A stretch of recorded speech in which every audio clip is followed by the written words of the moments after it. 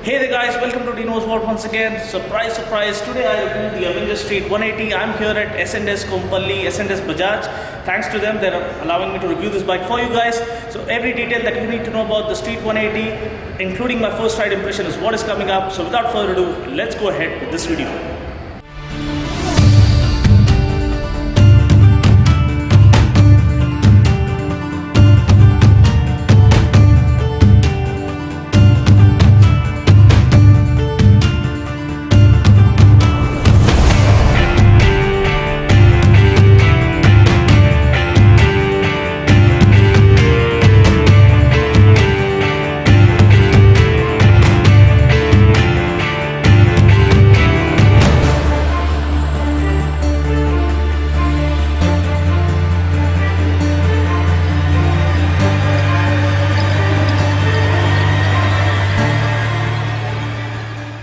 Now, people say history repeats itself. Trust me, this saying turns out to be 100% true in case of the Avenger, because not many of you might be aware that the first generation Avenger actually came powered by a 180cc engine. Later, on demand, it got the 200cc engine, and then of course later got the 220cc engine, which actually brought all the much deserved success to this made in India, made for India cruiser, which is superb in terms of comfort, great in terms of power and torque, reasonable in terms of efficiency, and best in terms of being extremely pocket friendly when it comes to the maintenance cost. So now, more than a decade after its first incarnation, we see the reincarnation of the original Avenger rising from the ashes of its lost glory, but now sulking in the success of its successor, the Avenger 220, a cruiser that has been just as much a blockbuster hit with the masses as the Avengers movie from the Marvel Cinematic Universe. So what demanded the reincarnation of the 180 avatar while the 150 was doing decent numbers in and of itself?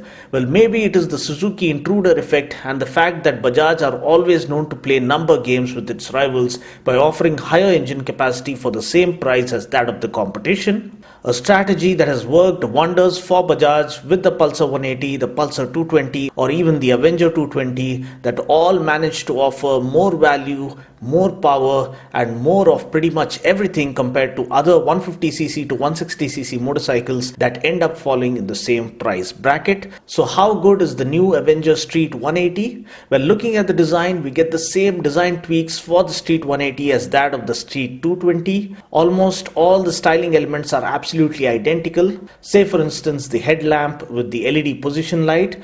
Now this is a really smart move that Bajaj have done with the LED DRL, because they've added on a control switch for the headlamp which can be turned on and turned off. Now this might come as a relief for all you guys who wished AHO was not offered, because that reduces the battery life to some degree. So with the LED DRL, Bajaj do offer an always on light, which being an LED light doesn't consume as much battery life as the headlamp, but does serve the purpose of enhancing your visibility to the oncoming traffic in foggy and rainy conditions. Secondly, the instrument console on the Street 180 is similar to that of the Avenger Street 150. Now this bike doesn't get the digital speedo that the Street 220 and the Cruise 220 get, so maybe this is a cost cutting feature that would enable Bajaj to price this bike more aggressively. The exhaust too resembles that of the Street 150 and the Street 220. The tail lamp, however, is the new halo effect one from the new Avenger series. Also, the body graphics pattern is similar to that of the Street 220, but while we get a matte black finish for the 220, the 180 gets a glossy black finish. Also, the graphics color is a silver shade on the 180 as compared to the red one on the Street 220. Now, looking at the engine specs, powering the new Avenger Street 180 is a 4-stroke single-cylinder DTSI 178.52cc engine that puts out a max power of 15.5 PS at 8,500 RPM and a max torque of 13.7 Newton meters at 6,500 RPM. Now, this comes mated to a 5-speed gearbox. So, compared to the Street 150, this bike puts out 1 PS of more power and 1.2 Newton meters of more torque. Also, interestingly enough, the wheelbase of the Street 180 is similar to that of the Street 150 at 1480 mm, which means this bike will be just as much as easily maneuverable and flickable through city traffic. Ground clearance is also similar to that of the 150 at 169 mm, which is more than sufficient in our city conditions. The Street 180 is also 2 kgs heavier than the Street 150, weighing in at 150 kgs. Tank capacity is 13 litres for the 180, which is 1 litre lesser than that of the 150.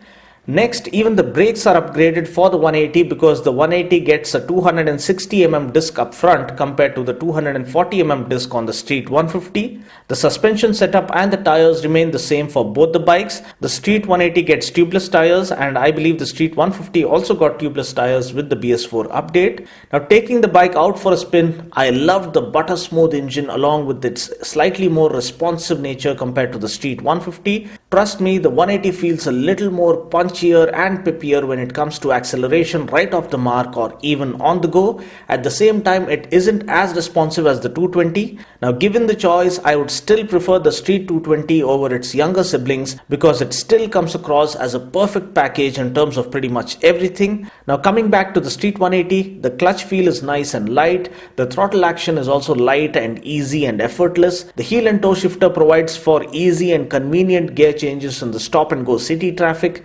I'm also told that the gearbox has been tweaked further to avoid false neutrals, and I didn't hit any false neutrals during my test ride as well. Overall, comfort-wise, the bike is unbeatable. The dual-density foam seat offers ample cushioning to offer a fatigue-free riding experience throughout.